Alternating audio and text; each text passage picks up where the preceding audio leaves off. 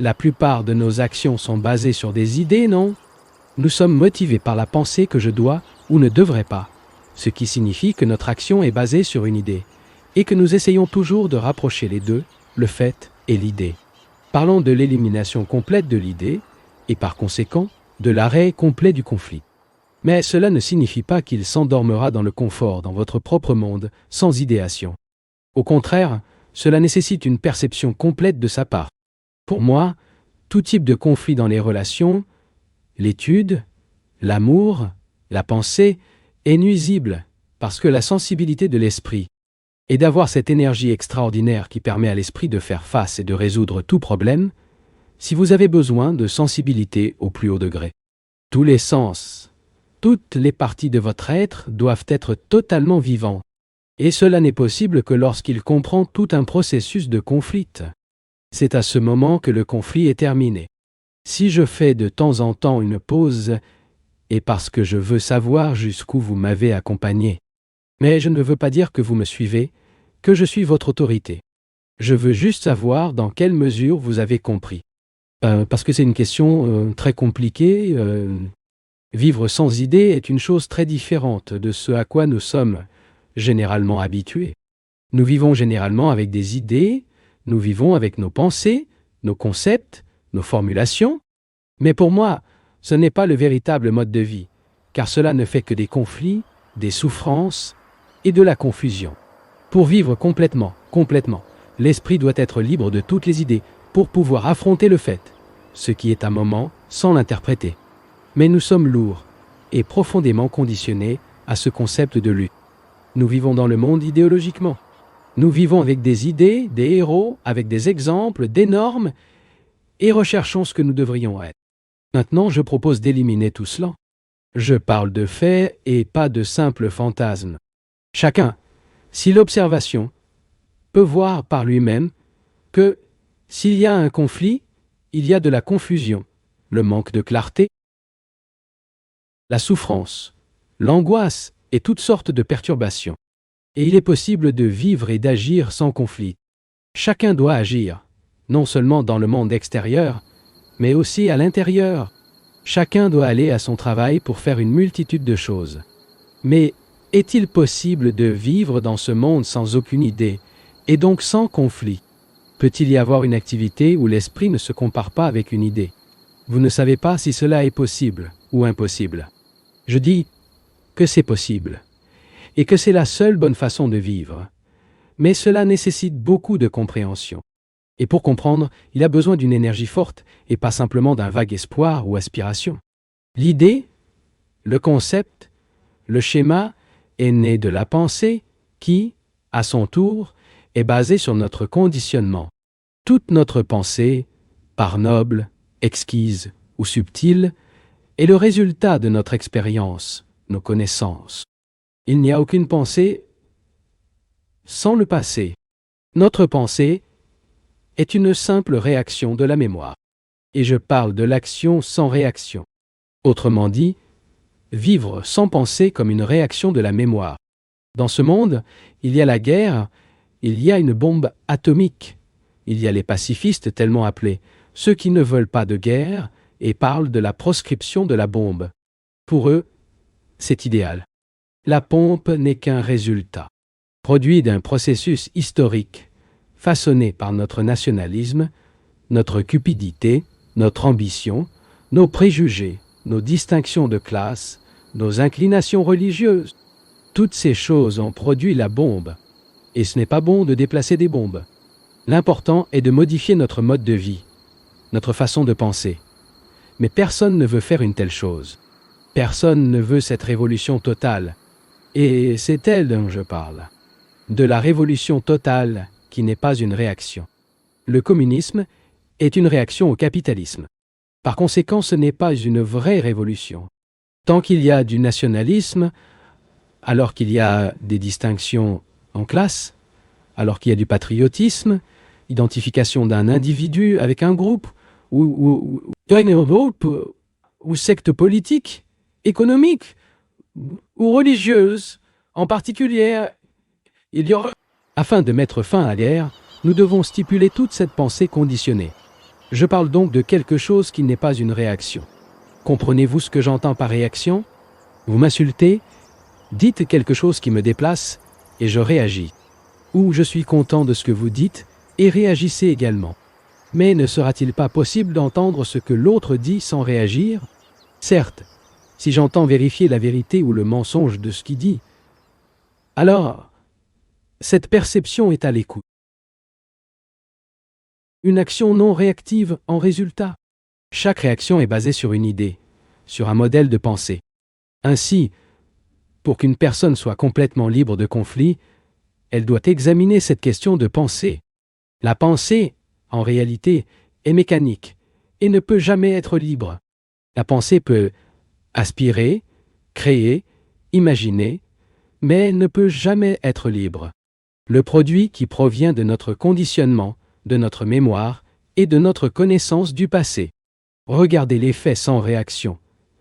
Intérieurement et extérieurement, il suppose de les regarder sans réfléchir. Direz-vous peut-être, de quoi parle ce gars? Ce ne sera absurde que s'il ne résulte pas du début de ce que nous avons considéré ensemble. Si vous obtenez simplement une phrase, comme vivre sans réflexion, cette phrase, bien sûr, semblera stupide et absurde. Mais si vous êtes observé en vous-même, chaque mouvement de pensée et de sentiment, agréable ou désagréable, si vous n'avez aucune observation-réaction sans réfléchir. Mais cela nécessite une lucidité extraordinaire. Savez-vous ce que j'entends par sensibilisation? La conscience consiste à voir la secousse de ces feuilles dans le vent et à écouter les eaux de l'eau de ce ruisseau. C'est pour observer la luminosité des nuages et l'approfondissement des ombres. Est conscient de toutes les personnes ici, avec leurs costumes de différentes couleurs, leurs diverses opinions, leurs différentes expressions physiognomiques, et percevez tout cela, ainsi que leurs propres réactions, les réactions de préjugés, de sympathie et d'antipathie. C'est observer et tout écouter, sans choisir, sans interpréter, sans condamner, ni justifier. Et cela signifie que vous avez compris votre propre parcours, votre propre conditionnement. Après tout, nous avons été informés de condamner, d'accord ou de désaccord, de comparer, de justifier et de résister. C'est tout ce que nous savons. Et c'est notre expérience, fond créé par notre éducation, à l'école et les mains de la société. Nous considérons les Allemands, l'anglais, le français, les catholiques, les protestants et les hindouistes. La personne qui souhaite comprendre le conflit, aucune cible n'a et donc aucune frustration. Nous nous sommes retrouvés surtout dans un état de frustration. Nous souhaitons devenir un musicien célèbre, grand homme d'État. Nous voulons être ceci ou cela. Mais nous ne sommes pas suffisamment capables, suffisamment solignés ou autres. Nous souhaitons nous remplir, mais nous sommes empêchés par les circonstances, les idées, notre propre manque de capacité, notre désir de sécurité, et ainsi nous nous voyons frustrés. Et même lorsque nous remplissons, il y a toujours dans ce remplissage de l'ombre de la frustration.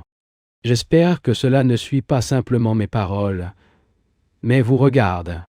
Vivre sans la cible, vivre sans désir de vous remplir, nécessite une compréhension. Cela signifie faire face à des faits, ce qui survient réellement à l'esprit. Et quand l'esprit se connaît, quand elle a observé et compris, il voit que tous les conflits ont été éliminés, et le vide qui en résulte vient cette énergie, qu'il nous est absolument nécessaire de procéder. Divisé dans lequel nous sommes par conflit, nous nous voyons généralement dans la souffrance, la confusion, et donc nous avons une énergie mentale rare. Mais après que l'esprit a été vidé de tous les conflits, ayant compris tout le processus de pensée, d'idéation, de culture de concept, d'idéaux, de prototypes, etc. Ce vide vient d'une énergie qui vit d'un moment à l'autre, du jour par jour, et l'esprit peut le faire sans frustrer et sans crainte. Ce n'est qu'alors qu'il y a une vraie paix intérieure. Ce n'est pas une paix produite. La paix qui a été produite, la paix disciplinée, est une chose sans vie. Et c'est pourquoi la plupart des religieux sont tués intérieurement. Lorsqu'il n'y a pas de conflit mental, car l'esprit s'est compris, cette énergie qui ne cherche plus d'expérience, qui va au-delà de toute expérience, se produit. Se retrouver vide, reste conscient. Il n'y a pas de coin sombre, pas de région inconnue. Il est entièrement vivant et vigilant. Se lever ensuite, vous découvrirez par vous-même que le temps a perdu tout son sens. Parce que ce n'est qu'alors que vous comprendrez ce qui est au-delà des mots, au-delà des symboles et au-delà de toute pensée. Question. Je pense que j'ai abandonné toutes les formes de préférence. Je n'ai plus de goût ou d'aversion. Est-ce surprenant? Réponse. Pas du tout, monsieur, mais il n'y a pas de grand danger là-bas. Et je ne le dis pas de vous personnellement d'une personne pour se rétracter de la vie, et donc devenir complètement insensible. Comprenez-vous ce que j'entends par sensibilité? La plupart d'entre nous veulent être sensibles à la belle et bonne musique, aux belles peintures, etc. Mais nous ne voulons pas être sensibles aux choses laides, bruyantes, sordides et peintes qui traversent les rues. Pour être sensible dans un sens, il doit être sensible dans les deux sens. Il n'y a pas de vraie sensibilité si elle est sensible à une chose et insensible à une autre. La personne insensible à quelque chose dans la vie n'est pas totalement sensible. Et ce danger me semble lorsque nous disons « Je n'ai plus de préférence ». Je pense qu'il vaut mieux être indifférent à tout ce qui se passe, indifférent à mes propres désaccords et anxiétés, mes défauts et mes conflits. Question. Question. Mon propre désir de comprendre ce qu'il dit ne constitue pas une contradiction en soi? Réponse. Maintenant, vous vous comprenez, pas l'orateur. Et donc il ne peut y avoir de contradiction. Mais s'il entend, il cherche à mordre ses pensées, ses aspirations, selon ce que dit l'orateur. Dans ce cas, il doit y avoir une contradiction. Monsieur, je pensais que j'avais dit très clairement dès le début que je ne définis pas d'idée, je ne fais pas de publicité un nouveau système de pensée ou une nouvelle forme d'action. Signez-le. À quel point il est essentiel que vous soyez complètement conscient de vous-même. J'explique ce que signifie être au courant. Cette explication est raisonnable, logique, saine. Comme vous le voyez si vous obtenez vos propres particularités et activités. Cela ne suit personne, car il n'y a aucune autorité ici. Au moment où il y a une autorité qui essaie de comprendre, vous êtes dans un état de contradiction et de conflit. Et c'est ainsi que toutes les tribulations commencent. Interprétation. Pouvez-vous répéter ce que vous venez de dire? Réponse. Je ne sens pas pouvoir le répéter, mais je peux m'exprimer différemment. Voir, Seigneur. Arrivions-nous à voir qui nous dit ce que nous devons faire? Ayons-nous l'habitude de suivre quelqu'un? C'est devenu notre habitude de nous évaluer pour ce que le prédicateur dit, l'instructeur, le sauveur, qui par hypothèse sait de quoi il parle. Nous disons que nous devons le regarder avec révérence, et je dois le suivre. Et c'est ainsi que nous établissons l'autorité. L'idéal et la contradiction entre cet idéal et ce que nous sommes vraiment inévitable est inévitable. Mais ici, il n'y a pas d'idéal, pas d'autorité. Au contraire, nous sommes intéressés à comprendre. Et nous sommes des entités complexes, nous sommes la totalité de la vie, le résultat de siècles de lutte humaine, le référentiel de toute pensée, de chaque conflit. Ici, il ne s'agit pas de comprendre l'orateur. Mais oui, pour que vous puissiez l'utiliser comme un miroir que vous pouvez regarder. Un instant, monsieur. Je n'ai pas encore fini. Je sais que vous avez des questions à poser, mais la difficulté est qu'elle est si anxieuse à propos de votre propre question qu'elle ne fait pas attention à la question précédente. Faites un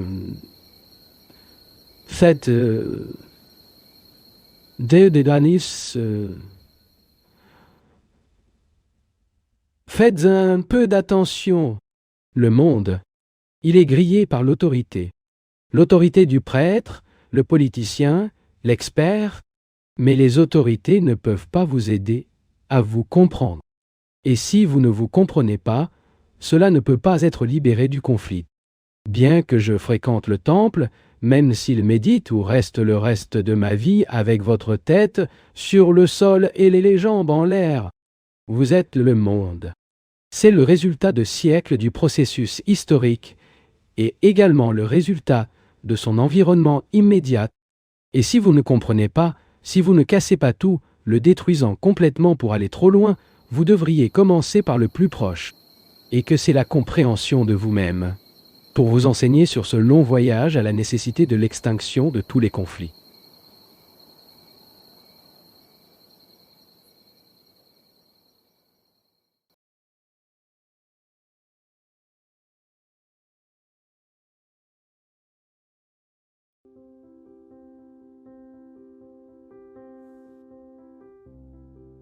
Quand il regarde un sentiment donné, ce sentiment se termine, et il y a alors un état d'attention qui entraîne une nouvelle qualité d'énergie. C'est ce que tu veux dire? Réponse. Quand il regarde un sentiment, l'important est de vérifier comment il l'observe. Suivez ceci, s'il vous plaît. Voyez-vous le sentiment comme quelque chose de séparé de vous? Certainement oui. Je ne sais pas si vous avez vécu, et j'ai trouvé que lorsque vous regardez un sentiment, ce sentiment se termine. Mais même si le sentiment est terminé, si un observateur, un spectateur, un capteur, un penseur, qui reste séparé du sentiment, existe toujours, il y a toujours une contradiction. Il est donc très important de comprendre comment un sentiment est observé. Prenez par exemple un sentiment très commun, une jalousie. Nous savons tous que c'est. Eh bien, lorsque vous regardez ce sentiment, vous êtes l'observateur de la jalousie, comme une chose distincte de vous-même. Essayez de modifier la jalousie, changez-la, justifiez-la, etc., etc., etc. Il y a donc un être, un capteur, une entité séparée de la jalousie à laquelle il observe. Momentanément, la jalousie peut disparaître, mais elle revient.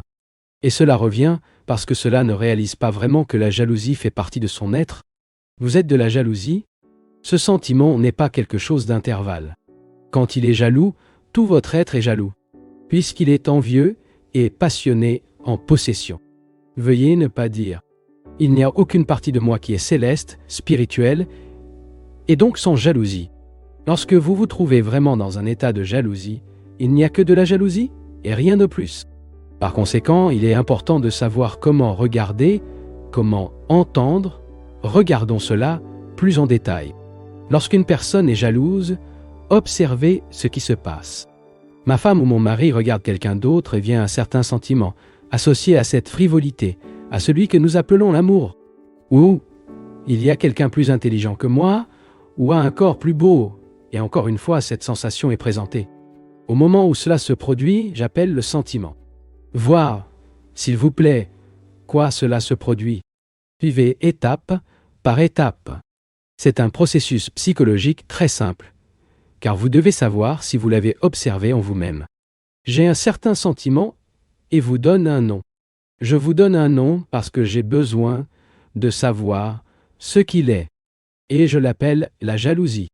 Et ce mot est le produit de ma mémoire du passé. Le sentiment lui-même est une nouvelle chose qui s'est soudainement manifestée, spontanément, mais je l'ai identifié en lui donnant le nom. Donnant son nom, je pense que j'ai compris. Et donc, que s'est-il passé? Le mot a interféré avec mon observation du fait. Je pense que j'ai compris le sentiment en l'appelant la jalousie, mais en fait, je ne l'ai fait que dans la structure des paroles de ma mémoire, ainsi que toutes les anciennes impressions, explications, condamnations et justifications. Mais le sentiment lui-même est nouveau. Ce n'est pas une chose d'hier. Cela ne devient hier que lorsque je lui donne un nom. Si je regarde sans vous nommer, alors il n'y a pas de centre d'où je cherche. Voyez-vous cela? Toi, vous efforcez-vous autant que moi? Ce que je dis, c'est que le moment où nous appliquons un nom, un label, ce sentiment, nous l'adaptons à la structure du vieil homme. Et le vieil homme est l'observateur, l'entité distincte, composée de mots, d'idées, d'opinions, sur ce qui est correct et de ce qui est incorrect. Par conséquent, il est très important de comprendre le processus de dénomination et de perception de la façon dont le mot « jalousie » survient instantanément. Mais s'il ne nomme pas le sentiment, et cela nécessite une perception extraordinaire et une grande somme de compréhension, alors vous verrez qu'il n'y a pas d'observateur, pas de penseur, il n'y a pas de centre de l'endroit où vous jugez, et que vous ne différez pas du sentiment. Il n'y a pas de vous qui ressentez le sentiment. La jalousie, en presque tous, est devenue une habitude, et comme chaque habitude, a une continuité. Briser l'habitude signifie simplement le percevoir. Faites attention à cela. Ne dites pas « c'est terriblement d'avoir cette habitude, je dois le changer » et en être libéré. Mais soyez conscient de lui. Être conscient d'une habitude. Être conscient d'une habitude signifie ne pas le condamner, mais simplement l'observer. Si vous aimez une chose, regardez-la. Ce n'est que lorsque je ne l'aime pas que le problème se pose de la façon de s'en débarrasser. En utilisant le mot amour par rapport au sentiment que nous appelons la jalousie, j'espère que vous comprenez ce que je veux dire. Aimer la jalousie, c'est ne pas rejeter ou condamner ce sentiment. Ce n'est pas alors la séparation entre le sentiment et l'observateur. Dans cet état de perception totale, s'il s'approfondit sans mots, vous constaterez que vous avez éliminé ce sentiment généralement identifié avec le mot jalousien. Arrêtons-nous ici.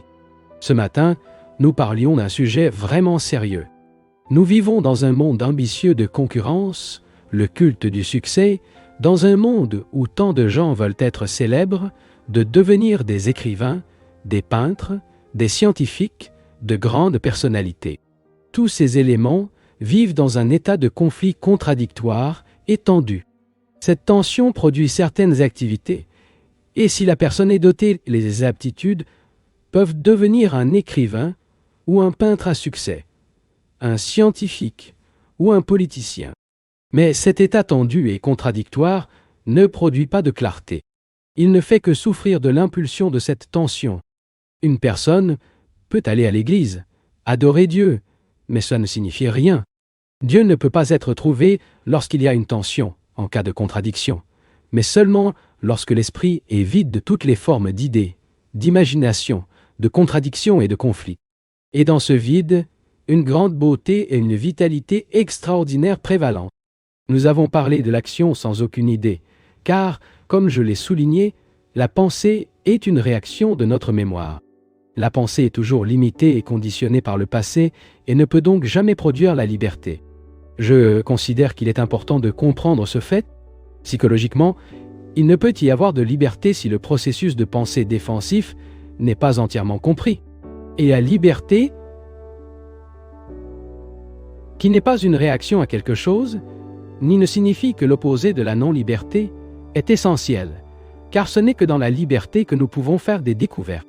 Seul l'esprit libre peut percevoir le vrai. La vérité n'est pas quelque chose qui a une continuité et peut être maintenu par la pratique ou la discipline. Cependant, c'est quelque chose de perceptible en un éclair. Cette perception de la vérité ne se produit pas grâce à une forme de pensée conditionnelle, et il est donc impossible pour la pensée d'imaginer, de concevoir ou de formuler le vrai. Pour bien comprendre ce qui est vrai, il a besoin de liberté. Pour la plupart d'entre nous, la liberté n'est qu'un mot ou une réaction ou une idée intellectuelle que nous servons d'évasion à notre esclavage, à nos souffrances, à notre routine quotidienne ennuyeuse. Mais ce n'est en aucun cas la liberté. La liberté n'est pas obtenue par la recherche. Car la liberté ne peut pas être recherchée. Il ne faut pas trouver. Seule la liberté vient lorsque nous comprenons tout le processus d'esprit qui crée leurs propres barrières, leurs propres limites, leurs propres projections à partir d'un contexte conditionné et conditionnel. Il est très important que l'esprit religieux comprenne ce qui est au-delà de la parole, au-delà de la pensée, au-delà de toute expérience. Et pour comprendre ce qui transcende toute expérience, à être avec elle, voir profondément, en un éclair, l'esprit doit être gratuit. À propos de tout cela, nous avons déjà parlé et vu comme l'idée, le concept, le modèle, l'opinion, le jugement, ou toute discipline formulée, empêche la liberté d'esprit. Et cette liberté apporte le sien à la discipline, qui n'est pas la discipline du conformisme, de la répression ou de l'adaptation, mais une discipline non produite par la pensée pour une raison. Certes, dans un monde déroutant, où il y a tellement de conflits et d'émergences, certainement dans un monde déroutant, où il y a tellement de conflits et de souffrances, il est urgent de comprendre que la liberté est l'exigence primordiale de l'esprit humain, et pas le réconfort, pas le moment de plaisir du passager, ni la continuité de ce plaisir. Une liberté totale, car seul cela peut arriver au bonheur. Parce que le bonheur n'est pas une fin en soi, comme la vertu, elle dérive de la liberté. La personne libre est vertueuse, mais l'homme qui ne pratique que la vertu pour s'adapter à la norme sociale ne saura jamais ce qu'est la liberté et par conséquent ne sera jamais vertueuse. Ce matin, je veux parler de l'essence, de la nature de la liberté, de voir si ensemble nous pouvons enquêter. Cependant, je ne sais pas comment l'orateur écoute. Écoutez uniquement les mots? Écoutez le but de la compréhension? Afin de l'essayer, si cela a été dit dans ce cas, ce qui a peu de signification. L'important est d'écouter non seulement les mots, ou d'espérer ressentir l'essence extraordinaire de la liberté, mais écouter sans effort, sans se battre naturellement. Mais cela nécessite une certaine attention. Par attention, je comprends que vous êtes complètement présent avec tout l'être. Si vous entendez, vous découvrirez par vous-même que cette liberté n'est pas quelque chose à rechercher. Il ne résulte pas de la pensée ou des aspirations émotionnelles hystériques. La liberté gagne à rechercher lorsqu'il y a toute une attention. L'attention totale est la qualité d'un esprit qui n'a pas de limite. Il n'a pas de frontières et est donc en mesure de recevoir toute impression, pour voir et entendre toute chose. Et c'est possible. Ce n'est pas quelque chose de difficile. Ce n'est que difficile parce que nous nous retrouvons liés par des habitudes. Et c'est l'un des sujets dont le respect je veux parler ce matin. La plupart d'entre nous ont de nombreuses habitudes. Nous avons des habitudes et idiosyncrasies d'un ordre physique et en même temps des habitudes de pensée. Nous y croyons et ne le croyons pas. Nous sommes patriotiques, nationalistes, nous appartenons à un certain groupe ou à un certain groupe et nous sommes remontés leur schéma de pensée spéciale. Toutes ces choses deviennent des habitudes. Et l'esprit aime vivre dans les habitudes. Parce que les habitudes nous donnent sûr, donnez-nous un sentiment de sécurité, sentiment de ne pas craindre. Une fois signé dans une série d'habitudes, l'esprit semble fonctionner un peu plus librement. Mais en réalité, il n'est pas réfléchi et inattentif. Ne vous limitez pas à entendre mes mots, mais notez comment dans un miroir votre propre esprit, pour voir à quel point vos habitudes, les habitudes qui donnent un sentiment de sécurité ne peuvent que rendre l'esprit immoté. Aussi subtils que soient-ils, et que nous les connaissions ou non, ils obscurcissent invariablement l'esprit. C'est un fait psychologique. Que cela vous plaise ou non, c'est ce qui se passe. En partie à cause de notre éducation scolaire, en partie à cause de notre conditionnement que la société nous impose psychologiquement. Et aussi en raison de notre propre indolence, notre esprit travaille dans une série d'habitudes. Si nous n'approuvons pas une certaine habitude, que nous sommes conscients, nous avons du mal à le briser, et lorsque nous cassons une habitude, nous en formons un autre. Il ne semble pas y avoir de temps où nous sommes exempts de l'habitude. Si vous observez, vous verrez à quel point vous n'êtes pas difficile dans l'habitude. Considérez une habitude très simple, que beaucoup de gens ont pour fumer. Si vous fumez et que vous voulez abandonner la fumée, l'idée de l'abandonner crée une résistance contre le tabagisme. Par conséquent, il y a un conflit entre l'habitude et le désir de le briser. Maintenant, par conflit ou résistance, il peut éliminer une certaine habitude. Mais cela n'est pas seulement libéré du processus de formation des habitudes. Le mécanisme qui les crée ne cesse pas d'exister. Et je ne parle pas comment me débarrasser d'un particulier. Et je ne parle pas comment me débarrasser d'une certaine habitude. Mais nous cessons de créer des habitudes. Je ne sais pas si cela a été observé dans l'acte de fumer. En observant, je veux dire être conscient de chaque mouvement qui fait. Alors que votre main va à votre poche, enlève une cigarette, la met dans votre bouche, revient dans votre poche pour attraper les allumettes, allume la cigarette, et alors qu'elle tire une fumée, et jette le phosphore. L'important est de réaliser tout ce processus sans y résister, sans le rejeter, et sans vouloir en être libre. Être juste entier de chaque mouvement inhérent à cette habitude. Identiquement, vous pouvez être conscient de votre habitude d'envie, de l'habitude d'acquérir, de l'habitude de la peur. Ainsi, observant, vous pouvez voir ce qui est implicite dans cette habitude. Vous verrez instantanément tout ce que l'envie implique.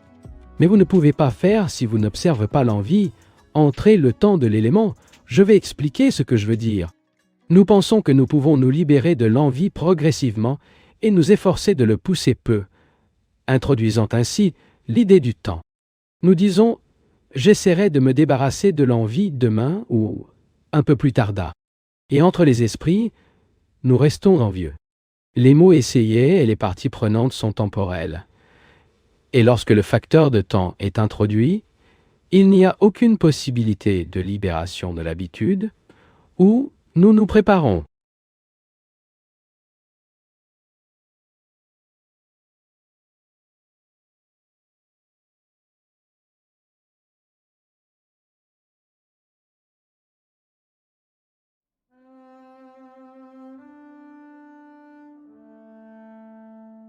Nous avons tous de nombreuses expériences et chaque expérience laisse sa marque. Chaque pensée, chaque influence nous façonne en quelque sorte. Et c'est une chose essentielle de mourir pour tout ce que nous avons vécu afin que l'esprit devienne jeune, frais et innocent. Seul un esprit innocent qui, bien qu'il ait vécu des milliers d'expériences, est mort dans le passé. Elle peut seulement percevoir la vérité et transcender les créations humaines. Et la peur, me semble-t-il, est l'une des forces corrompues et destructrices qui rendent cette innocence impossible. La peur est le temps psychologique. Il n'y a pas de peur quand nous n'avons pas de temps psychologique. S'il n'y a pas de demain à laquelle nous déménageons et qu'il n'y a pas de souvenir du passé, la peur, à tout point de vue, cesse d'exister. La peur naît lorsque la pensée se projette à l'avenir ou se compare à ce qu'elle était auparavant. Psychologiquement, le temps est pensé, à la fois conscient et inconscient, et on pense que cela crée de la peur. Nous avons toutes sortes de peurs, peur de la mort, la peur de tomber malade, la peur de la vieillesse, la peur de perdre les satisfactions que nous avons vécues, la peur de l'opinion publique, de ne pas remplir, de ne réussir, d'être personne. Comme nous le craignons, nous recherchons divers moyens d'évasion à l'extérieur et intérieur. Et pour la plupart d'entre nous, la religion est devenue un moyen extraordinaire de s'échapper à la peur. Pour comprendre la peur, nous devons comprendre le processus de pensée, tout le mécanisme de pensée. Comme je l'ai dit, il révèle entendre ce qui est dit sans être d'accord ou en désaccord, car nous envisageons des faits et non des idées. Nous envisageons des faits, qu'ils soient agréables ou désagréables. Et si nous sommes en mesure de considérer le fait que c'est la peur, écoutez tout le contenu, voir sa structure. Je suis tout à fait sûr que l'esprit sera dans un instant, sans peur. Mais nous ne savons pas comment entendre, car nous essayons toujours d'échapper à la peur. Nous voulons le dissoudre, découvrir un moyen de s'en débarrasser, découvrir son cause. Nous appelons la peur du fait, et le mot devient la plus haute importance. Pour cette raison, nous n'entendons jamais le fait. La découverte de la cause de la peur n'est pas la libération de la peur.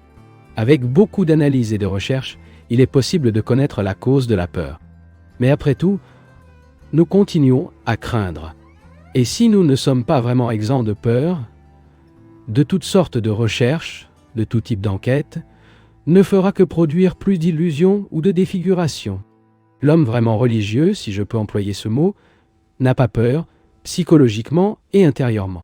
En tant qu'homme religieux, je comprends un homme total, pas celui qui est simplement sentimental ou qui échappe au monde, narcotisant avec des idées, des illusions et des visions.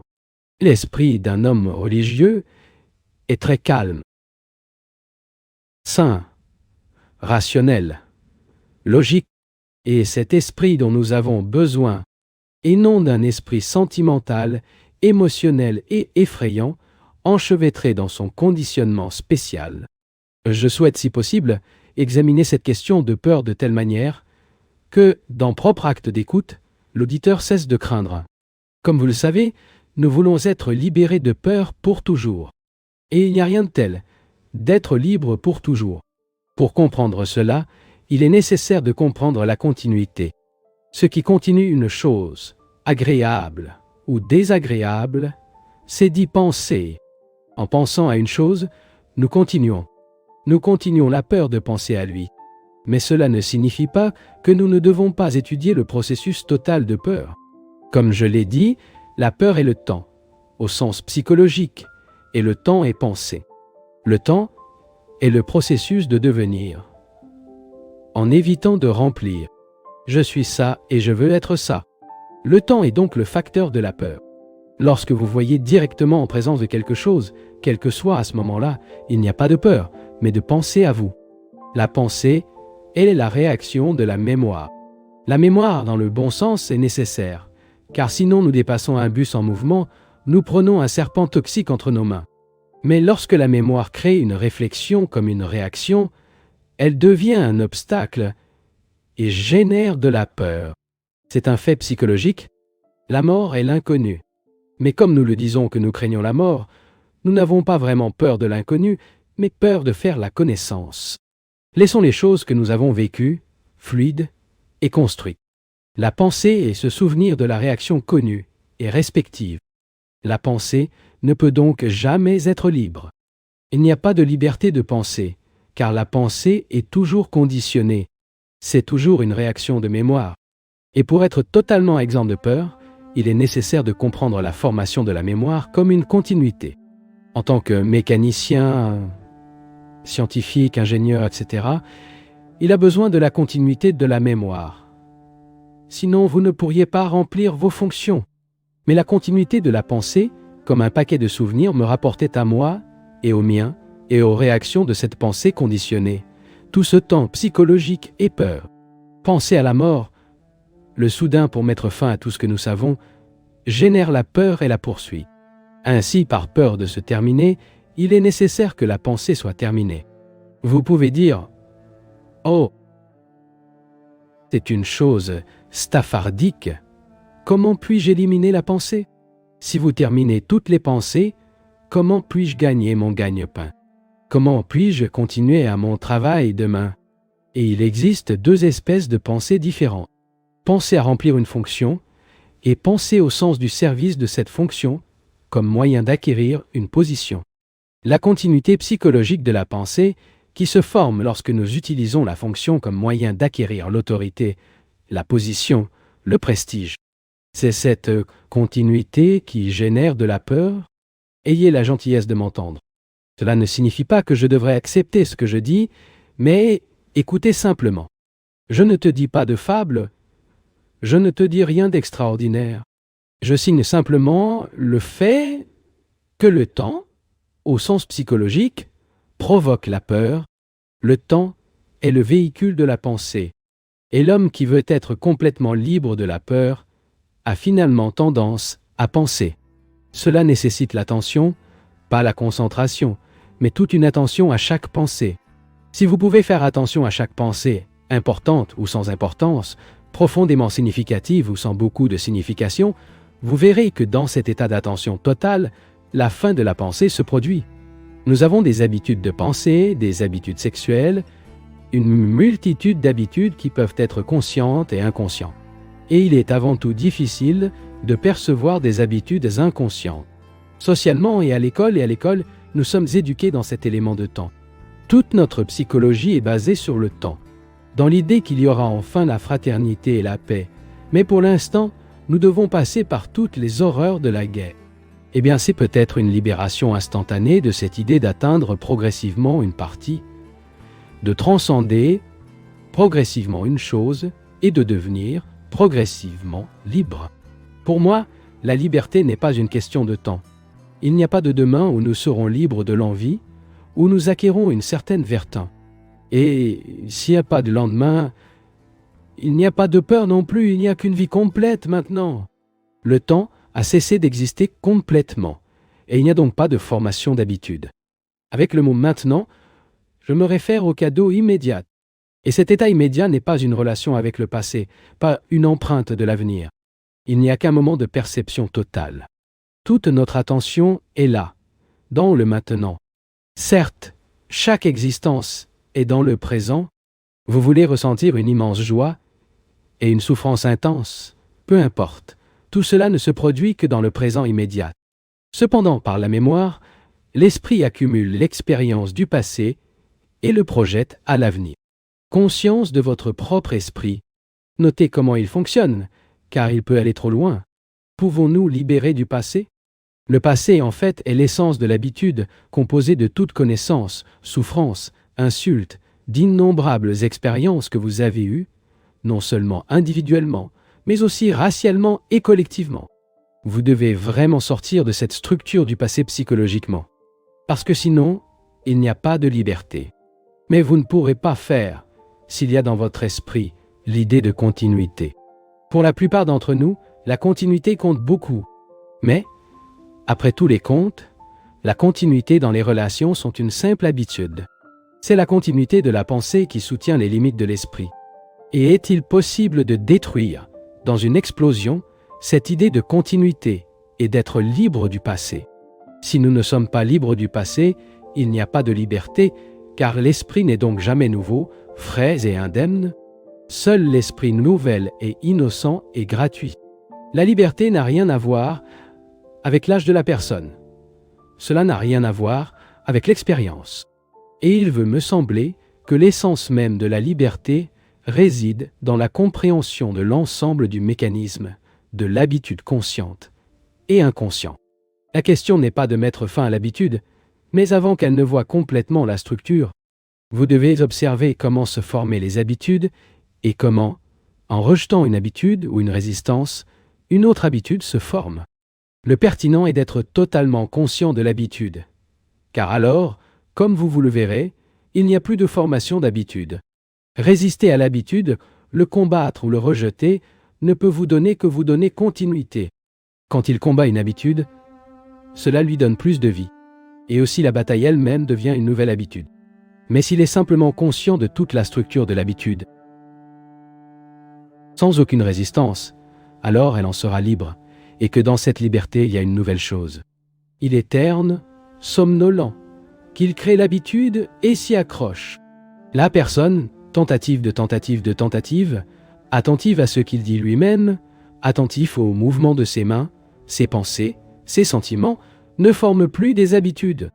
Il est très important de comprendre cela.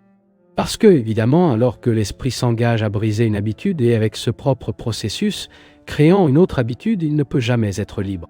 Ce n'est que l'esprit libre qu'il peut percevoir quelque chose au-delà de lui-même. Cet esprit est religieux. Ceux qui se limitent à assister à l'église, à réciter des prières, à prendre des dogmes ou à abandonner une secte pour entrer dans un autre, n'a pas d'esprit religieux, mais simplement rejeté. Le religieux est l'esprit libre. Et l'esprit libre est dans un état d'explosion constante. Et, dans cet état d'explosion constante, il y a la perception de cette vérité qui va au-delà des larmes, de la pensée et de toute l'expérience. Peut-être pouvons-nous maintenant débattre ou poser des questions sur ce que nous avons parlé ce matin. Question. Pendant des siècles, l'esprit cherche sa propre conservation. Et vous dites que l'esprit qui cherche à vous protéger est incapable de voir le vrai.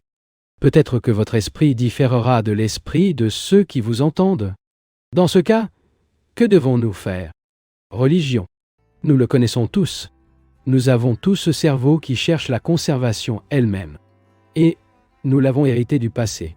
Maintenant, selon les biologistes, l'arrière du cerveau constitue le cerveau animal et est très actif, tandis que la partie antérieure n'a pas encore de développement. Cela ne signifie pas que je lis la biologie, mais j'ai des amis qui le font et m'ont dit que la partie antérieure du cerveau n'est pas entièrement développée et que le cerveau humain devait devenir animal pour quelque chose de nouveau et de merveilleux. Mon désir est de souligner que pour réaliser tout l'esprit, qui inclut le cerveau limité, le temps n'est pas nécessaire, l'esprit intégral est quelque chose qui doit être compris. On ne peut pas spéculer sur vous, car ce n'est pas une simple idée religieuse, comme l'idée de Dieu, ou l'idée de l'âme, ou l'idée du ciel. Et nous pouvons sauter sur cet état d'esprit limité, qui est le produit du passé, et développer dans le temps, directement vers le intemporel, le complexe, le total. Est-il possible de passer de limited à unlimited? C'est la question. Je dis que c'est possible, mais cela devrait être en train de rompre avec le passé. Il est nécessaire que l'énergie extraordinaire dont je parle, et qui n'est pas le résultat de l'ajustement, de la résistance et des conflits. La personne doit être pleine de ses propres instincts animaux, conscient de la peur, de l'ambition, des recherches inspirées du désir. Il est nécessaire de prêter toute l'attention à tout cela. Il est ainsi découvert que le temps, en tant que facteur d'évolution, cesse d'exister. Je ne dis pas qu'il n'y a pas d'évolution, car en fait là-bas, mais vous aurez dépassé les frontières du temps. Le temps ne sera plus un moyen d'atteindre une partie, un moyen d'atteindre progressivement le sublime, la plus haute forme de création. Lorsque cet accomplissement explosif de l'attention totale est vérifié, le cerveau, toujours très actif, dans l'empressement à acquérir, devient silencieux. Cette immobilité est nécessaire pour surmonter le processus de temps.